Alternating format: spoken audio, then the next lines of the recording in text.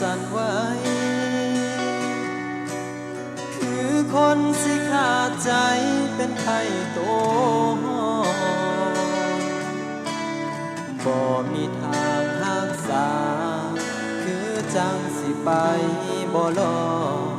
ล้มลงนั่งอยู่กับหม่องหายใจบ่ทันตอนนั้นเคยบอกอายว่าคำสัญญาน้องนั้นจะบ่มีวันเปลี่ยนแปลง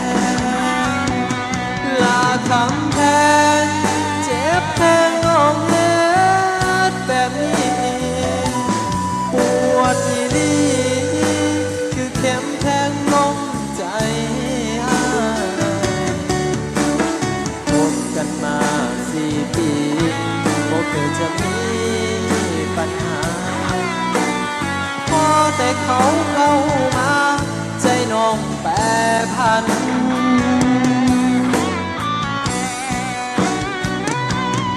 3 ค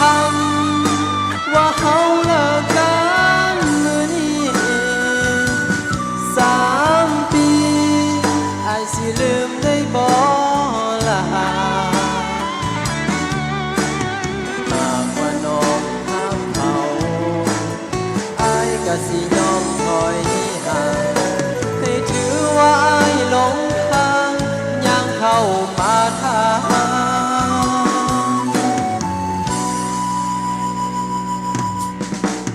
อายยิ้มทั้งน้ำตา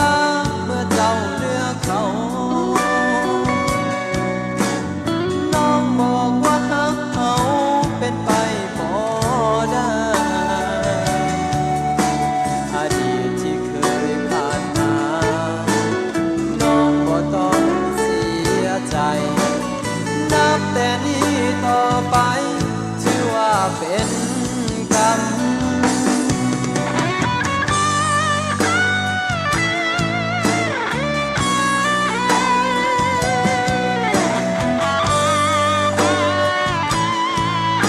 ห้องได้ส่งจะใส่กันเลยเด้อ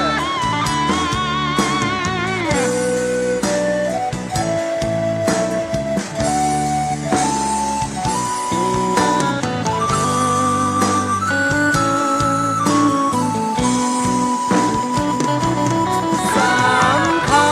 ำว่าเขาเลิกกันมื้อนี้3 ปีอ้ายสิลืมได้บ่หากว่าน้องถามเขาอ้ายก็สิยอมถอยห่างให้ถือว่าอ้ายหลงทางย่างเข้ามาทาง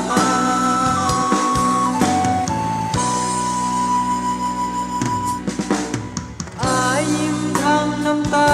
เมื่อเจ้าเลือกเขาน้องบอกว่าฮักเขาเป็นไปบ่ได้อดีตที่เคยผ่านมาน้องบ่ต้องเสียใจนับแต่นี้ต่อไปถือว่าเป็นกรรมอ้ายเจ็บจนว่าหลงทางย่างก้าวเมื่อ